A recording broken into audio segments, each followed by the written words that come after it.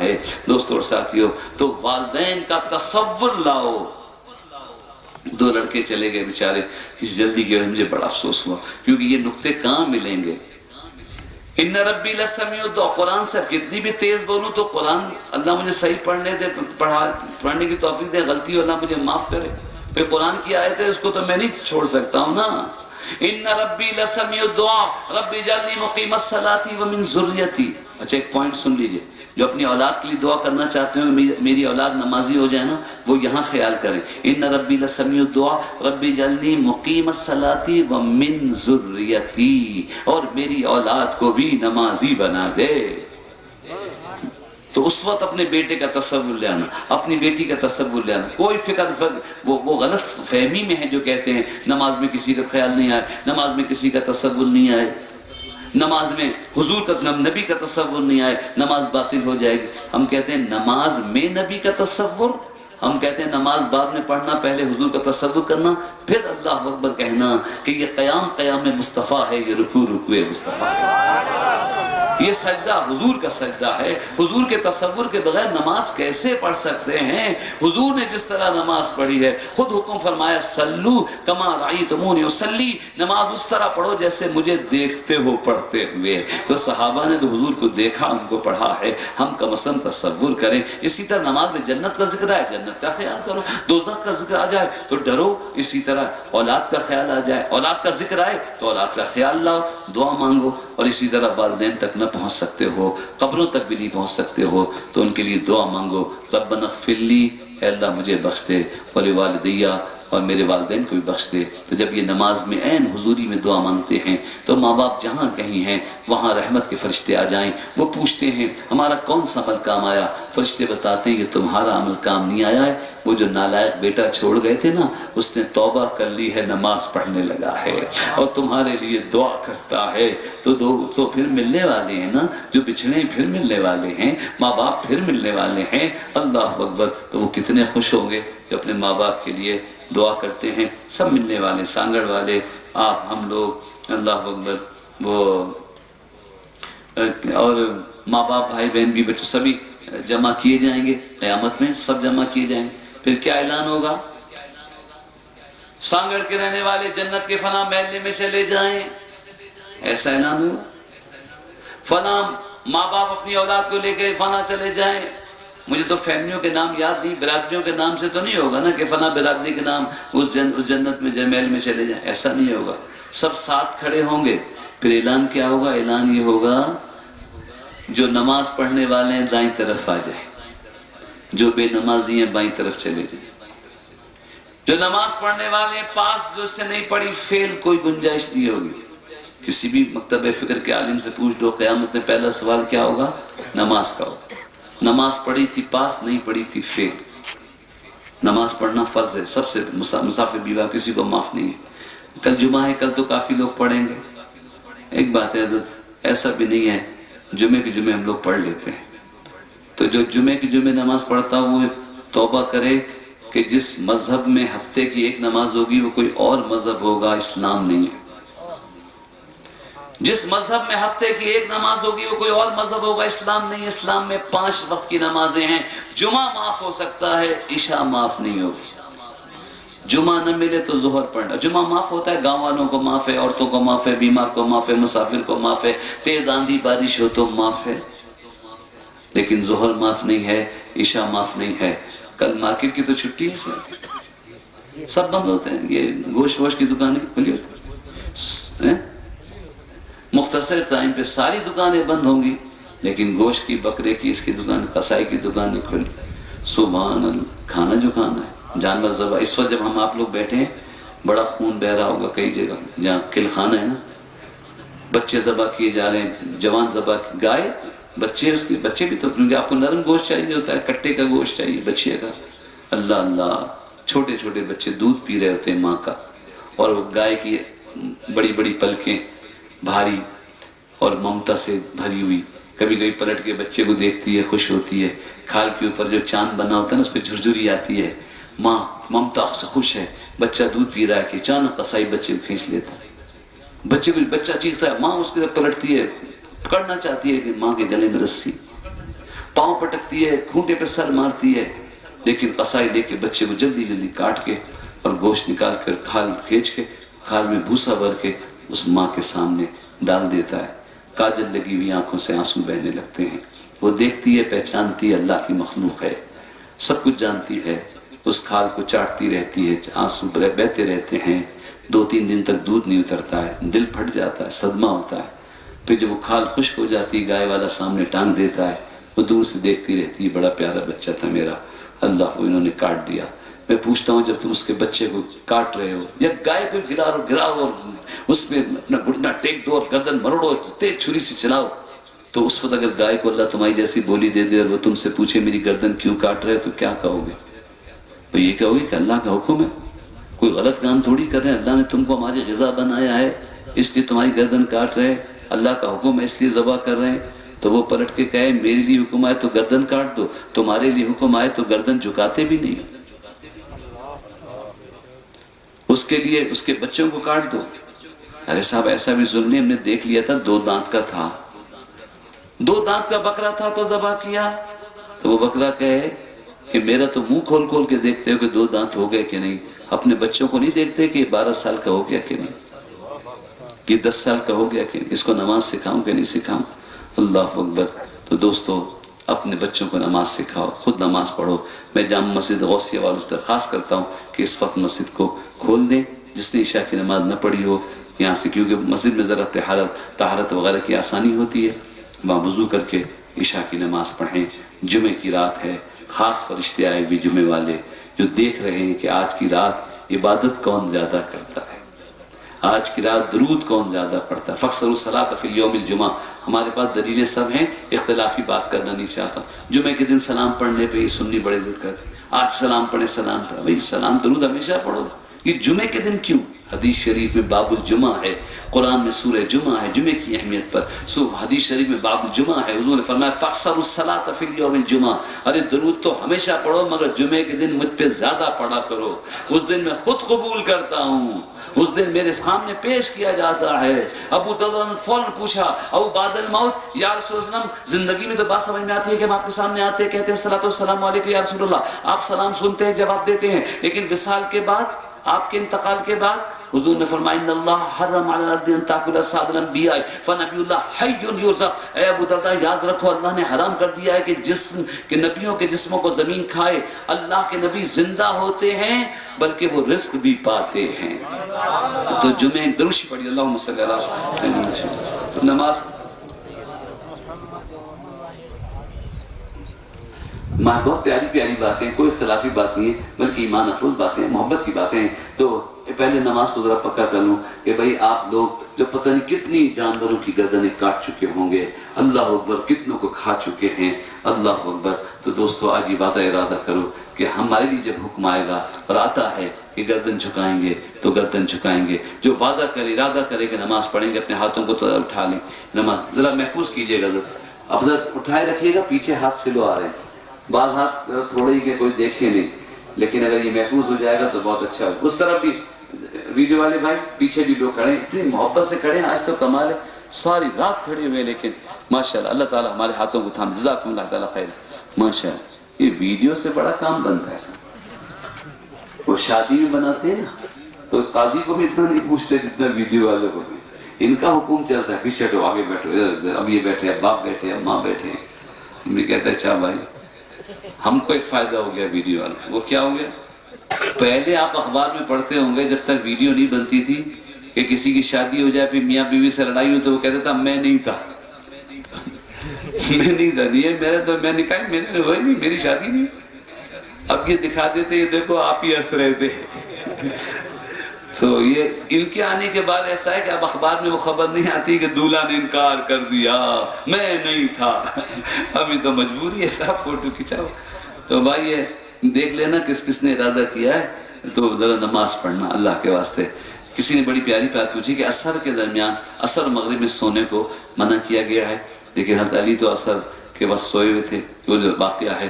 تو بات یہ ہے کہ بعض وقت بڑے خاص ہوتے ہیں، اس میں عصر مغرب کا وقت سید الاوقات، دنوں میں جمعے کا دن اور وقتوں میں عصر و مغرب کا وقت سردار ہے، اس وقت اوراد وظائف کا پڑھنا، تسبیح کا پڑھنا، جاگنا بہتر ہے.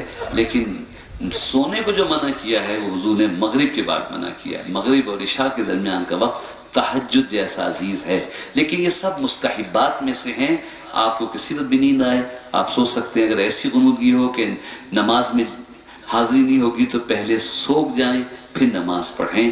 دیکھیے فرائض، واجبات، سنت موقدہ غیر موقدہ، مستحبات، نفل، جائز ناجائز، حرام، شرک، کفر، یہ بہت دور کی باتیں ہوتی ہیں. یہ جو کم علم لوگ ہیں کسی بات کو یہ شرک ہے. میلاد منانا شرک ہے، شرک. ارے بھائی جس نے اتنا سا جملہ کہا میلاد منانا شرک ہے، وہ ایمان پہ کب رہے گا؟ کیونکہ شرک کہتے ہیں اللہ کی ذات و صفات میں شریک کرنے کو، اور میلاد کہتے ہیں پیدائش کو. یہ تو اللہ کے لیے ہو ہی نہیں سکتا. اللہ کی صفت ہے لم یلد ولم یولد. میلاد مصطفیٰ کی شان ہے. تو اچانک اتنا بڑا الزام لگا دینا بدعت ہے. ارے بدعت کیا ہے؟ یہ سامان نیا ہے. ٹیوب لائٹ مائک نہیں تھے لیکن چراغ جلتے تھے، خوشبو والی رسیاں جلاتے تھے. لیکن حضور کی آمد پر خوشی کا اظہار کرنا، خود حضور نے محفل نعت سجائی ہے. اپنے وقت کے ولادت کے جو آثار حضور نے خود بیان کیے ہیں وہ اس وقت اب موضوع نہیں بن سکا ہے، خاص میلاد رشمانہ میں کبھی. لیکن وقت میں اثر مغرب کا وقت جو ہے ایسا وقت ہے کہ اس وقت سونا نہیں چاہیے. اس وقت آدمی کن ذہن ہوتا ہے، ذہن جو ہے وہ سوتا ہے. اچھا مولا علی اثر مغرب کے درمیان نہیں سوئے تھے، اثر سے ذرا پہلے وہ تو سوئے بھی نہیں تھے.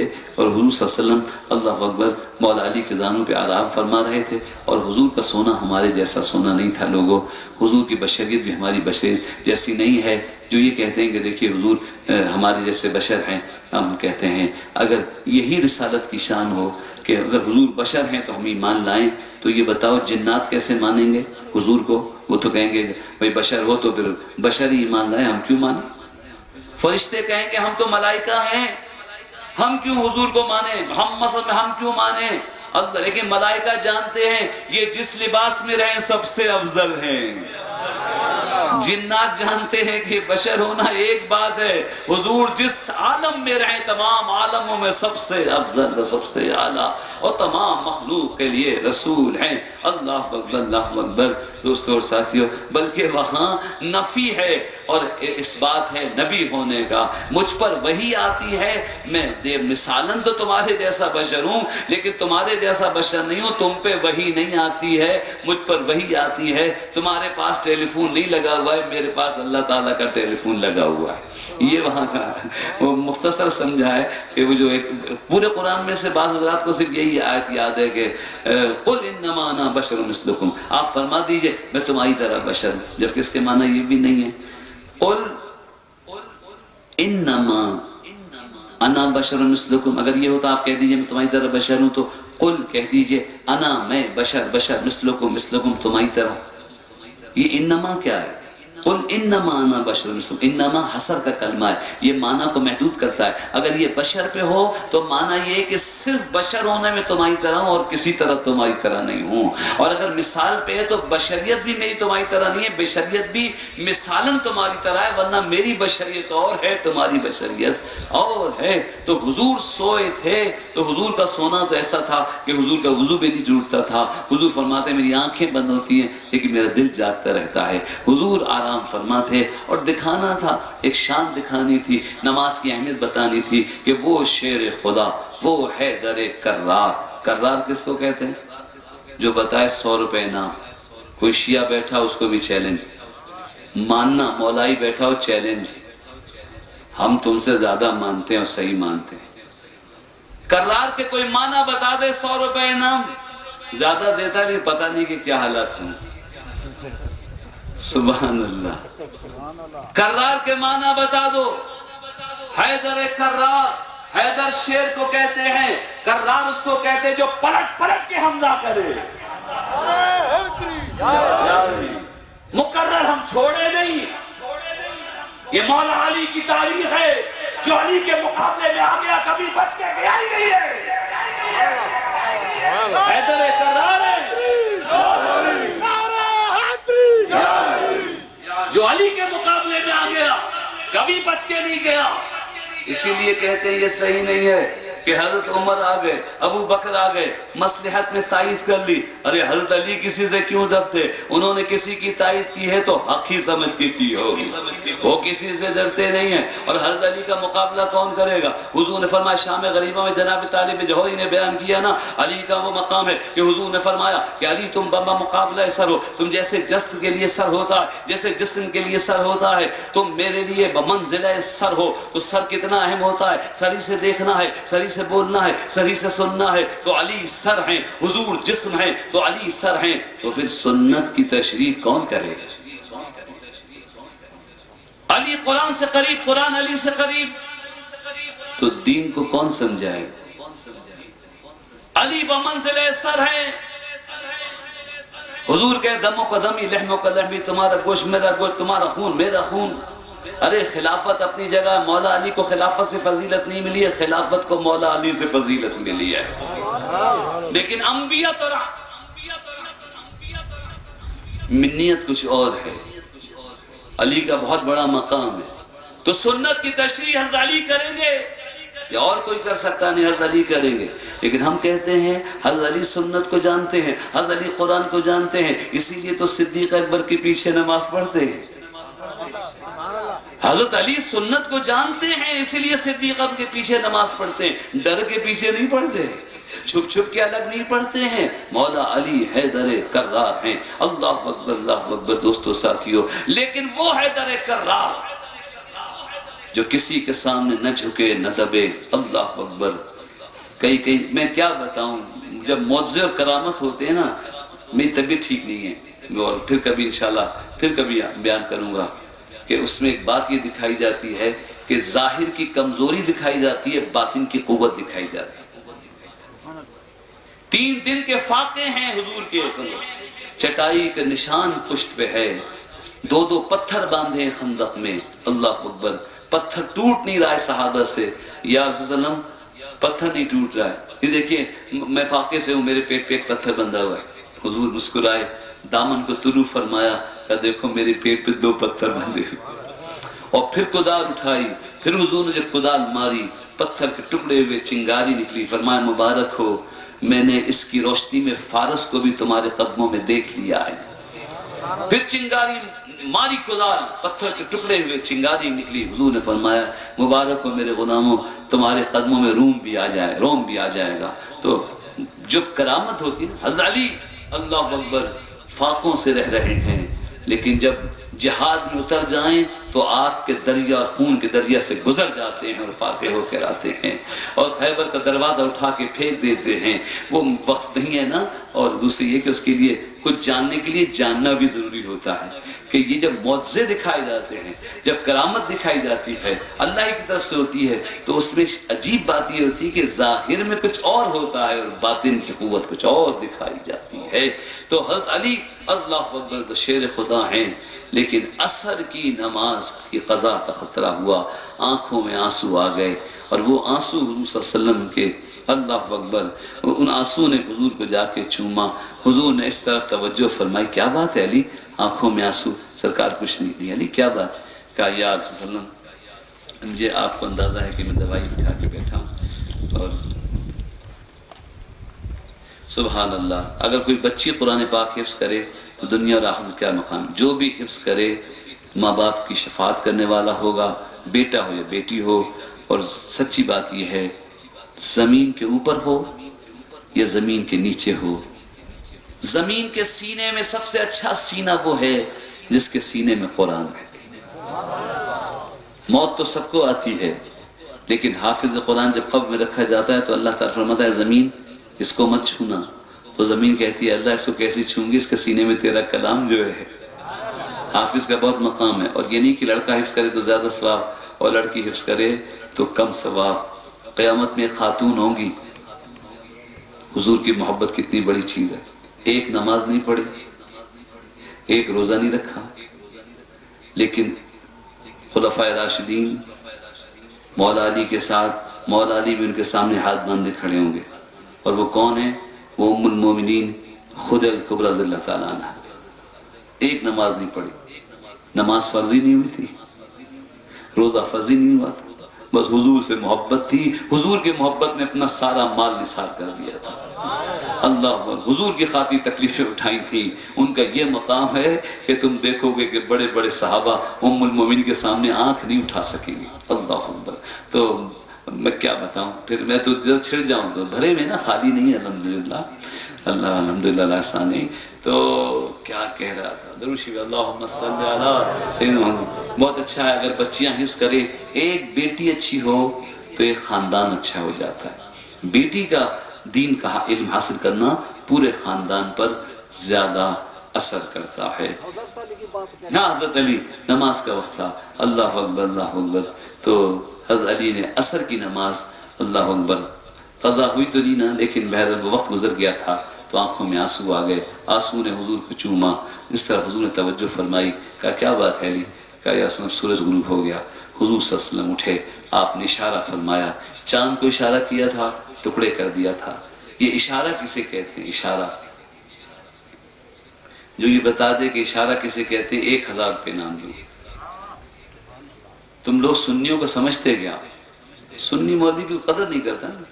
یہاں تو ٹیپ ہو رہے، ویڈیو بن رہی، بعض جگہ کل 3 بجے تک 7 بجے تقریر کی، میں نے کہا ٹیپ ہو رہا ہے، حضرت ٹیپ تو نہیں ہو رہا۔ میں نے کہا یار میں نے اپنے جگر کے ٹکڑے پھینک دیے تمہارے سامنے، اتنی باتیں کی، تم نے محفوظ بھی نہیں کیا کہ کسی کو سمجھا سکو، سنا سکو۔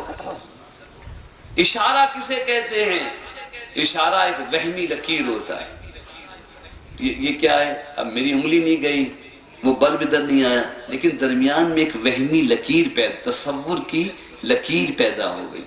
اشارہ وہمی لکیر کو کہتے ہیں۔ حضور کی بشریت، حضور کی شان ہماری طرح لا حول ولا قوت، حضور کے اشارے اور ہمارے اشارے میں کوئی مثال نہیں ہے۔ ہمارا اشارہ وہمی اشارہ ہے، حضور کا اشارہ حکمی اشارہ ہوتا ہے۔ حضور اشارہ فرما دیں تو چاند کے ٹکڑے ہو جاتے ہیں، تو جس کی طرف اشارہ فرما دیں ٹکڑے ہو جائے، تو جس امت کے لیے دعائیں مانگی ہوں اس کا کیا عالم ہوگا۔ اپنے موضوع پہ آ جائیں، امت کے لیے آ جائیں، جس امت کے لیے حضور روتے رہے ہوں، اللہ امت کی یا اللہ رب حب لی امتی، اللہ میں جانوں میری امت جانے، میں جانوں میری امت جانے۔ اللہ اکبر۔ اشارہ حضور کا، سورج کو اشارہ کیا، واپس پھرایا، اللہ اکبر اللہ اکبر۔ تو کمال کی بات ہے، چاند تو سامنے تھا، نظر آ رہا تھا، حضور نے اشارہ کیا، چاند حضور کو دیکھ رہا تھا، حضور چاند کو دیکھ رہے تھے، لیکن سورج تو غروب ہو گیا تھا، سورج کے درمیان تو زمین آ گئی تھی، لیکن سورج حضور نے اشارہ کیا تو پتا چلا کہ حضور کے لیے کوئی چیز حاجب نہیں ہوتی، کوئی چیز پردہ نہیں بنتی۔ زمین کے اس طرف سورج تھا، مگر سورج نے دیکھ لیا کہ رسول نے بلایا۔ اللہ اکبر۔ لوگ تو اسی پہ تعجب کرتے ہیں، آپ تو اسی پہ تعجب کرتے ہیں کہ یہاں سے سلام سنیں گے کہ نہیں۔ ہم کہتے ہیں حضور کے سننے دیکھنے کو چھوڑو، ہم تو تمہیں بتاتے ہیں کہ یہ زمین اور آسمان کیسے حضور کو دیکھ رہے ہیں، اور کہہ رہے ہیں حضور ہمارے رسول ہیں، حضور جو حکم فرمائے، درخت کو حکم دے تو چلنے لگے، پتھر بولنے لگے، سورج واپس آ گیا۔ اور مولا علی کی کیا شان ہے، اللہ اکبر۔ ہم نماز پڑھتے ہیں سورج کو دیکھ کے، ڈوب تو نہیں گیا، نکل تو نہیں گیا، ڈھل تو نہیں گیا، لیکن جب حضرت علی نماز پڑھ رہے تھے تو سورج علی کو دیکھ رہا تھا کہ علی سجدہ کر لیں تو میں جاؤں۔ اللہ اکبر اللہ اکبر۔ حضرت علی نے نماز ادا فرمائی تو حضرت علی کو ماننے کا جس کو دعویٰ ہو، اللہ اکبر، اس کی آنکھوں میں کبھی آنسو نہیں آنا چاہیے، اگر نماز قضا ہو جائے تو اسے رونا چاہیے، حضرت علی کی سنت پر عمل کرنا چاہیے۔ حضرت بہت سی باتیں ہیں، دعوت اسلامی کے لیے بار بار پوچھا جا رہا ہے۔ دعوت اسلامی ہماری تبلیغی جماعت ہے، بہت بڑی اہل سنت کی تبلیغی جماعت ہے، اور اللہ تعالیٰ سلامت رکھے۔ ہمارے یہاں اس شعبے پہ توجہ نہیں تھی، لیکن انہوں نے توجہ کی۔ مولانا ریاض قادری صاحب کے ساتھ بہت شروع میں تھا، میں تحقیق کرتا تھا، حضرت دعا فرماتے تھے، لیکن میری کمزوری کہ میں پوری طرح ڈیووشن نہیں دے سکا۔ جس طرح انہوں نے اپنے آپ کو وقف کر دیا، ہم وقف نہیں کر سکے، ہم دنیا دار لوگ تھے، لیکن انہی کے خادم ہیں۔ اللہ اکبر۔ اور یہاں تو شاید آج میں بھی رہا ہوں، پہن کے آ گیا ہوں، لیکن جلسوں میں ٹوپی پہن کے جاتا ہوں، دفتروں میں کبھی کبھی لال رنگین ٹوپی پہن لیتا ہوں کہ کوئی بات تو سنے، ورنہ دور سے کرے یہ وہی ہری پگڑی والے سبز بات ہی نہیں سنتے۔ ارے بھائی، امامہ حضور کی سنت ہے، کالا پہنو سفید پہنو۔ اچھا بعض جگہ حضرت علی کی شان زیادہ بیان کر دو نا تو پھر بعض کہتے ہیں یہ جو ہے نا ہری پگڑی والی، یہ ان کے اس میں ذرا کالا رنگ ملا ہوا ہے۔ یہ جو ہے نا، یہ جو گہری ہری پہنتے ہیں اس میں بھی کالا ملا ہوا ہے. اللہ اکبر. ہم کہتے ہیں، لیکن وہ ہمارے اپنے نہ مخالف ہو جائیں، ہم کہتے ہیں کوئی سنی نہیں ہے جب تک وہ شیعہ علی نہ ہو. جب تک وہ حضرت علی کا دوست نہ ہو وہ حضور کا دوست نہیں ہو سکتا. اور کوئی شیعہ نہیں ہے جب تک سنت رسول کا پابند نہ ہو. جب تک حضور صلی اللہ علیہ وسلم کی سنت کی پیروی نہ کرے تو وہ حضرت علی کا کیسے دوست ہو سکتا ہے؟ کہ علی خود حضور کی غلامی میں ہے نا. حضور کی جو کچھ جس کو مقام ملا ہے حضور ہی کی پیروی ملا ہے. یہ مسلمانوں کی تقسیم 700 سال بعد یہودیوں نے بڑے فرقے بنائے تھے. پہلا فرقہ جو بنا وہ تو خارجیوں کا تھا، پھر کئی نام ہوتے رہے. اللہ اکبر. کبھی انشاءاللہ تعالی اگر کوئی برا نہ مانے تو ہم کبھی انشاءاللہ اس موضوع پہ تفصیل سے بیان بھی کر سکتے ہیں. لیکن دعوت اسلامی کے بارے میں غلط فہمی نہ رہیے گا. یہ پکے سنی ہیں، مسئلہ اہل سنت ہیں. ہاں یہ ضرور ہے ان کے اندر شدت زیادہ ہے. اور وہ ہری پگڑی پہنو، امامہ صلی اللہ امامہ، تو یہ کوئی ضروری تو نہیں ہے. امامہ شریف حضور کی سنت ہے، لیکن ان کے یہاں بڑی سختی یہ ہے کہ وہ بچے جو ہے مدرسہ مدینہ وہ سب بچوں کو ہرا امامہ پہناتے ہیں. میں کہتا ہوں یہ سختی آپ کو نظر آتی ہے، لیکن اپنے بچوں کو جو آپ اسکول میں داخل کراتے ہیں اور وہ جو یونیفارم پہنائیں، غریب سے غریب تڑپتا ہے بچے کی یونیفارم بنانی، بچے کی یونیفارم بنائے، چاہے وہ نیکر پہنائے چاہے جیب پہ جانور بنائے. اللہ اکبر. اس کو وہ انگریز کی وردی پہنا کے ٹائی میں گلے میں باندھ کے اس کو بھیجنے کو کبھی اعتراض نہیں کیا کہ یہ کیوں پابندی ہے. اللہ اکبر. اگر یہ اپنے مدرسے میں پابندی کرے تو یہ وہ یونیفارم پہناتے ہیں اور تم اپنے بچوں کو انگریزوں کی یونیفارم پہناتے ہو. تم جو کپڑے پہناتے ہو اس سے چچا سام خوش ہوتا ہے اور ہمارے بچوں سے حضور کے غلام خوش ہوتے ہیں، حضور خوش ہوتے ہیں. اللہ اکبر. فرشتے خوش ہوتے ہیں، انبیاء علیہ السلام خوش ہوتے ہیں کہ یہ امامہ جو ہے حضور کی سنت ہے. اور دوستو اور ساتھیو، بعض دفعہ مسجدوں میں کچھ معاملات ایسے ہوتے ہیں اور ہمیں بھی لگتا ہے یہ کل کے بچے کہیں کھانا کھانے بیٹھو، یہ دعوت سے ہری پگڑی والے آئے، بڑے عجیب ہے. ایک بچہ کھڑا ہو جاتا ہے، دعا پڑھیے بسم اللہ الذی لا یضر مع اسمہ شیء فی الارض ولا فی السماء وهو السمیع العلیم. اب بتاؤ یہ دعا ہم کو نہیں آتی کیا؟ یہ کل کا بچہ ہم کو سکھاتا ہے. یہ جو بکواس میں نے کی ہے یہ نفس کی آواز ہے. مولوی صاحب آپ کو دعا آتی تھی، کبھی پڑھتے تھے؟ تم خود بتاؤ. یا لوگوں کو سکھاتے تھے، سناتے تھے؟ نہیں سناتے تھے نا. اب یہ مت دیکھو کہ بچہ پڑھ رہا ہے، یہ دیکھو کہ حضور کی دعا پڑھ رہا ہے. یہ مت بولو کہ کل کا بچہ ہم کو سکھا رہا ہے، خوش ہو جاؤ کہ ہمارا بچہ ہمارے آقا کی سنت سکھا رہا ہے. اللہ اکبر. ہمارا مستقبل اچھا ہو گیا، ہرا بھرا ہو گیا. اور اگر ہرے رنگ کو کوئی برا سمجھے بھائی تو وہ جنت میں کیسے جائے گا؟ جنت کا تو سارا رنگ ہرا ہی ہرا ہے. حضور نے ہرا امامہ پہنا کہ نہیں؟ میں کہتا ہوں بھائی کچھ خرچہ کرو، ٹکٹ دو. لاہور کا داتا کہتا تھا تو ٹکٹ دو تو میں تمہیں لے کے جاؤں، دکھاؤں کہ بادشاہی مسجد میں جو حضور کا امامہ رکھا ہوا ہے سبزی رکھا ہوا ہے. اور اللہ مجھے خود توفیق دے تو میرا جی چاہتا ہے آمین کہہ دینا کہ ترکی جاؤں اور ٹاپ کاپی میں حضور کا امامہ دیکھوں. آمین تو کہہ دو. آپ کے پیسے سے نہیں یار، اپنے پیسے جاؤں گا، دعا تو کر دو. آمین تو کہہ دو. ایسے سن گن ہو گئے تو جی مسبان اللہ. تو ٹاپ کاپی کے عجائب گھر میں آج ہی میں نے وہ دعوت اسلامی والے وہ بھی بانٹتے رہتے ہیں اسٹیکر نا، امامہ شریف عصا حضور کی صدری مبارک. اللہ اکبر اللہ اکبر. اس میں جو امامہ رکھا ہوا ہے ترکی کے عجائب گھر میں، یہ دعوت اسلامی والوں نے رکھا ہے. ارے وہاں جو امامہ حضور کا رکھا ہوا ہے سبز رکھا ہوا ہے. بادشاہی مسجد میں امام حسین کو جو امامہ رکھا ہوا ہے سبز رکھا ہوا ہے. ہم نے تو ہر جگہ سبزی امامہ دیکھا ہے. ہاں سیاہ امامہ حضور نے فتح مکہ کے موقع پہنا، اس پر بھی علماء نے کلام کیا ہے کہ وہ سفید تھا لیکن خرد کے پہننے سے وہ سیاہ ہو گیا تھا. ہمارے ہاں اگر حضور سے کوئی نسبت ہے تو ایک بات یاد رکھیے گا، جو بھی سید لکھتا ہے یا کہتا ہے بہرحال وہ کسی امام کی اولاد ہوگا. ہمارے ہاں بعض دفعہ علماء جو ہیں وہ سیاہ امامہ پہنتے تھے. سادات میں عالم سب ہوتے تھے نا، لیکن جو سید عالم ہوتے تھے ایک زمانے میں وہ سیاہ امامہ پہنتے تھے، لیکن سوگ کے طور پہ نہیں، ماتم کے طور پہ نہیں پہنتے تھے، بلکہ سیاہ رنگ پہننا مستحب سمجھتے تھے، اچھا سمجھتے تھے. سیاہ یہاں خانہ کعبہ پہ جو سیاہ غلاف ہے، حضور صلی اللہ علیہ وسلم کی کملی سیاہ مشہور ہے، سیاہ ہے نہیں، وہ سب براؤن رنگ کی تھی، بالوں سے بنی ہوئی تھی اور وہ دور سے دیکھنے میں اللہ اکبر سیاہ لگتی تھی. بہرحال بات کہاں سے کہاں دعوت اسلامی کے بارے میں پوچھا گیا ہے تو محبت والے تو جانتے ہی ہیں، لیکن اپنوں میں بھی اگر کوئی اختلاف ہو تو براہ کرم اس اختلاف کو دور کیجئے۔ ان میں شدت ضرور ہے، سختی ضرور ہے، لیکن وہ سختی کیوں ہو جاتی ہے؟ جس کو اپنے محبوب سے محبت شدید ہو تو اس کے گستاخ سے نفرت شدید ہو جاتی ہے۔ جس کو حضور سے محبت زیادہ ہوگی، اس کو ذرا پتہ چلے کہ اس نے کہا کہ حضور کا علم تو جانوروں جیسا علم ہے، تو وہ تو اس کی طرف منہ بھی کر کے نہیں دیکھے گا۔ ہم مجبور لوگ ہیں کہ آپ کی بات بھی سنتے ہیں، ان کی بات بھی سنتے ہیں، سمجھانا چاہتے ہیں، ورنہ یقین مانے ہم نے بھی جو بد عقیدہ لوگوں کی تحریریں پڑھی ہیں نا، جی نہیں چاہتا ہے کہ اس شخص کو سلام کریں کہ جس کی بڑوں نے کتابوں میں لکھ دیا ہو کہ نبی کو اگر علم غیب ہے تو کیا خاص ہے، ایسا علم تو جانوروں پاگلوں کو بھی ہوتا ہے۔ استغفر اللہ نعوذ باللہ۔ یہ بات سن کر سلام کرنے کو جی نہیں چاہتا ہے، لیکن وہ کیونکہ متکلم اور مقرر مبلغ کو سب کی باتیں سن کے سمجھانا چاہتے ہیں۔ ایک پرچی رفع یدین کے بارے میں ہے، بھئی یہ بڑی عجیب بات ہے کہ کسی بھی موضوع پہ تقریر ہو، ایک رفع یدین کی پرچی اہل حدیث جو کہلاتے ہیں اہل حدیث ہے، یہ نام ہے، اہل حدیث ہونا، حدیث کو ماننا تو اور بات ہے، لیکن یہ جو نجدی جو پیدا ہوا ہے اس کے بعد لوگ وہابی کہنے لگے تھے، تو انگریزوں کے زمانے میں انہوں نے پرمیشن دی کہ ہم کو اہل حدیث کہا جائے۔ میرے پاس وہ خطوط ان کی فوٹو کاپیاں چھپی ہوئی موجود ہیں۔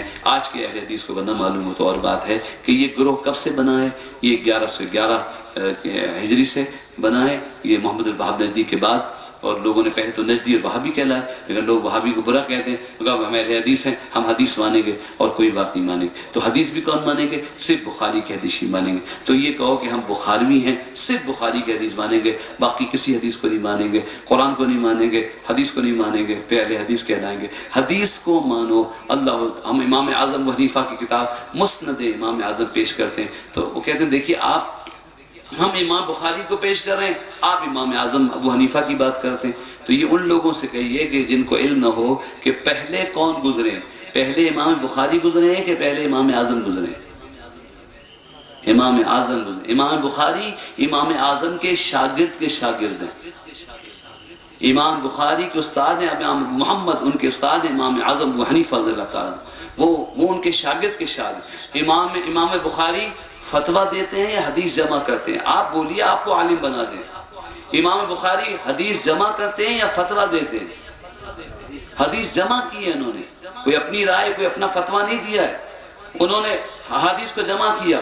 یہ جو فقہ کے امام ہیں، یہ ساری حدیثوں کا مطالعہ کر کے پھر اس حدیث پہ فتویٰ دیتے ہیں کہ اب یہ عمل کرو، کیونکہ وہ ایک حدیث کو دیکھتے ہیں کہ رفع یدین کیا، ایک حدیث کو دیکھتے ہیں نہیں کیا، زیادہ حدیث کو دیکھتے ہیں نہیں کیا، صحابہ کے اعمال کو دیکھتے ہیں نہیں کیا، تو انہوں نے فتویٰ دیا کہ یہ وہ عمل ہے جو پہلے کیا گیا پھر چھوڑ دیا گیا۔ امام اعظم مسند امام اعظم میں اپنی ذات سے حضور تک حوالہ دیتے ہیں کہ مجھے شیخ احمد نے، ان سے حضرت ابراہیم نخعی نے، ان سے علقمہ الاسود نے، ان سے عبداللہ بن مسعود فرمایا کہ حضور صلی اللہ علیہ وسلم کبھی اپنے ہاتھوں کو بلند نہیں کرتے تھے سوائے پہلی مرتبہ تکبیر تحریمہ کے، ہاتھوں کو بلند کرتے تھے پھر کبھی بلند نہیں کرتے تھے۔ ترمذی شریف میں اللہ اکبر، حضرت عبداللہ ابن مسعود رضی اللہ تعالیٰ عنہ نے کہا کہ میں تمہارے سامنے وہ نماز نہ پڑھوں جیسے حضور پڑھتے تھے، تو انہوں نے نماز پڑھی اور سوائے افتتاح نماز کے پھر ہاتھوں کو بلند نہیں فرمایا۔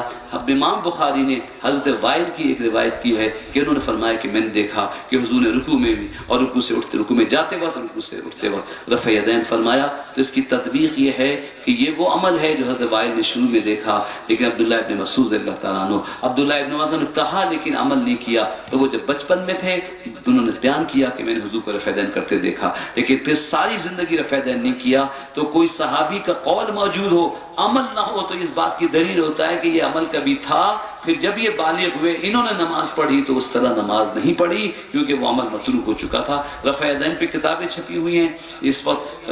میں نے تھوڑی سی باتیں بھی اس لیے کی کہ اگر میں اس کا جواب نہیں دیتا تو پھر وہ اہل حدیث کہتے ہیں دیکھیے صاحب رفع یدین کا جواب نہیں دیا۔ ہم کہتے ہیں کوئی رفع یدین کرے نہ کرے آپ کی نماز نہیں ہوگی، آپ ہاتھ چھوڑ کے پڑھیں یا ہاتھ باندھ کے پڑھیں، آپ کی نماز اس لیے نہیں ہوتی کہ آپ حضور کے بارے میں عقیدہ اچھا نہیں رکھتے، آپ حضور کو اپنے جیسا کہتے ہیں، آپ حضور کو بے خبر مانتے ہیں، آپ حضور کو مر کے مٹی میں ملا ہوا مانتے ہیں۔ آپ کے بڑوں نے کہا جس کا نام محمد یا علی ہے وہ کوئی کچھ اختیار نہیں رکھتا۔ ہم کہتے جس نے لکھنا شروع کیا کہ جس کا نام محمد یا علی ہے وہ ایمان سے نکل گیا، تو نہیں جانتا کہ کس کا نام محمد ہے؟ تو نہیں جانتا کہ کس کا نام علی ہے؟ تو بھائی یہ جو اہل حدیث بنے ہوئے نا، یہ اصل میں ایمان سے نکلے ہوئے، ہاتھ باندھ کے پڑھیں، چھوڑ کے پڑھیں، رفع دین کرو، اس لیے کہ تم نے حضور کی شان میں گستاخی کی ہے، تم نے مولا علی کی شان میں گستاخی کی ہے، تمہارے بڑوں نے صحابہ کی قبروں پہ بلڈوزر چلائے ہیں، تم ایمان تو ثابت کرو، نماز تو بات کی بات ہے، اللہ اکبر۔ لیکن کسی بھی عنوان پہ جلسہ ہو، امت مصطفیٰ کی بات ہو رہی ہے، رفع یدین رفع یدین، اللہ اکبر اللہ اکبر، تم ہاتھ چھوڑ کے پڑھو یا ہاتھ باندھ کے پڑھو، جب تک حضور کو با اختیار نہیں مانو گے۔ ہم تو اتنے پکے ہیں اللہ اکبر عقیدے میں کہ ایک طرف اللہ کا حکم آئے، ایک طرف حضور کا حکم آئے تو حضور کا حکم مان لینا، ایک طرف قرآن کا حکم آئے، ایک طرف حضور کا حکم آئے تو قرآن کے حکم پہ عمل مت کرنا، حضور کے حکم پہ عمل کرنا۔ کیسے؟ اللہ نے فرمایا نماز پڑھو نماز پڑھو، حضور نے فرمایا مت پڑھو تو مت پڑھنا۔ قرآن میں کہیں نہیں ہے نماز مت پڑھو، لیکن حضور نے فرمایا سورج طلوع ہو تو مت پڑھنا تو مت پڑھنا۔ حکم بھی نہ فرمائے نہ پڑھے تو مت پڑھنا۔ ہم تو چاہتے ہیں وہابی نہ بنو، صحابی بنو۔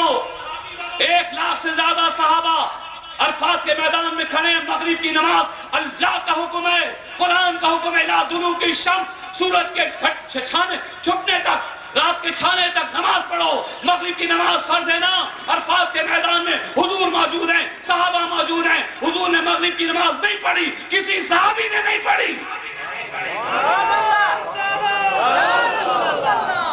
یہ پوچھا بھی نہیں، یاد بھی نہیں دلایا، یا رسول اللہ شاید آپ بھول گئے ہوں، آپ بھی بشر ہیں، آخر انسان ہیں، بھول سکتے ہو۔ یا رسول اللہ سورج غروب ہو رہا ہے، مغرب کی نماز کا وقت ہو رہا ہے، آپ کیا دیکھ رہے ہیں آسمان کی طرف؟ حضور نے دعائیں ختم کی، عرفات کی طرف، اللہ عرفات کے میدان میں آسمان کی طرف نگاہ اٹھا کے رب کے جمال میں گم تھے، صحابہ حضور کے جمال میں گم تھے۔ مغرب کی نماز کا وقت ہو گیا، کسی نے یاد نہیں دلایا، اللہ اکبر۔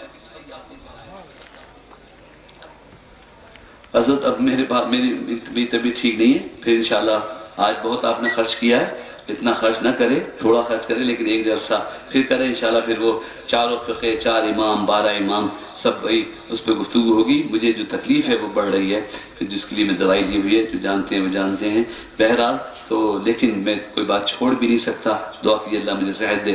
بات یہ ہے کہ امام ہوتے ہیں نہیں یار، پھر بھول بلاؤ نا یار، کیا بات ہے، اماموں پہ تقریر ہوگی۔ اب اکتوبر اخیر جب میرے پاس وقت ہو نا، اکتوبر نومبر کے شروع میں، تو امام موضوع امامت رکھ لینا، امامت کیا ہے، پھر بتاؤں گا کہ یہ امام کیا ہوتے ہیں۔ امام یہ بھی قرآن میں امام کا بھی ذکر ہے۔ الحمدللہ ایسا نہیں، یہ دعوت تو نہیں کرتے کہ ہر چیز قرآن سے دکھا دیں گے، کہ ہم بزرگوں نے کہا یہ کہنا بھی غلط ہے کہ ہر چیز قرآن سے دکھاؤ، کیونکہ ہم نے تو قرآن کو بھی حضور کے فرمان سے مانا ہے، حضور کے فرمان، لیکن ہم حضور کی حدیث کو مانتے ہیں تو بھی ساری حدیثوں کو مانتے ہیں، صرف امام بخاری کی حدیث کو نہیں، ان کو مانتے ہیں، اور پھر ان کی اگر مختلف حدیثیں ہوں تو اس کی تدبیر ڈھونڈتے ہیں کہ ہم کیا کریں، رفع یدین کریں یا نہیں کریں۔ ایک صحابی نے کہا نہیں کی، ایک نے کہا کی، پھر ہم نے دیکھا عمل کیا تھا، نہیں کی، ہم سمجھ گئے یہ پہلے کا عمل تھا، یہ متروک ہے، آیات تک منسوخ ہوئی ہیں۔ تو اسی لیے تو قرآن کا بیان دینے کا حق اس کو ہے جس کو ناسخ و منسوخ کا علم ہو، کون سا حکم منسوخ ہو گیا ہے۔ انشاءاللہ تعالیٰ بھائی 1 مہینہ بیچ میں ہے، پھر بلائیے، جو سوالات رہ گئے ہیں وہ کریں، لیکن وہ میں نے اتنا بڑا جملہ کہہ دیا، سمجھانے دو یار، آدھی تقریر سن کے حاجی ابراہیم چلے جائیں گے تو بولیں گے کہ صاحب اتنی بڑی بات کہہ دی، اللہ کا حکم سامنے ہو اور رسول فرمائے تو رسول کی بات مان لینا، اللہ کے حکم کو چھوڑ دینا۔ اس کی مثال دے رہا، نماز کا حکم ہے، مغرب کی نماز ہے، حضور صلی اللہ علیہ وسلم رب کے جلووں میں گم، صحابہ حضور کے جلووں میں گم، نماز کا وقت چلا گیا، کسی نے بھی نہیں کہا سرکار نماز ہو گئی، نماز کا وقت چلا گیا، حضور نے کہا چلو، لاکھوں صحابہ چل دیے، ایک نے بھی نہیں کہا حضور نماز نہیں پڑھی ہے، چلتے چلتے مزدلفہ پہنچ گئے، عشاء کی نماز ہو گئی، حضور نے فرمایا مغرب بھی پڑھ لو، عشاء بھی پڑھ لو۔ اچھا اب بھی عقل کہتی ہے کہ کم از کم اتنا تو ہونا چاہیے، اتنی تو بات سمجھ میں آتی، قرآن کا حکم ہے ان الصلاۃ کانت علی المؤمنین کتابا موقوتا، نماز ایمان والوں پر وقت مقرر پہ فرض ہے، وقت چلا گیا تو نماز قضا ہو جائے گی، تو اتنا تو کرنا چاہیے تھا کہ مغرب کی نماز کی نیت قضا کی کرنی چاہیے تھی، عشاء ادا کرنی چاہیے تھی، نہ مغرب کی قضا کرنی چاہیے تھی، لیکن کسی صحابی نے قضا کی نیت نہیں کی، حضور کی ادا ہے تو سب کی ادا ہے۔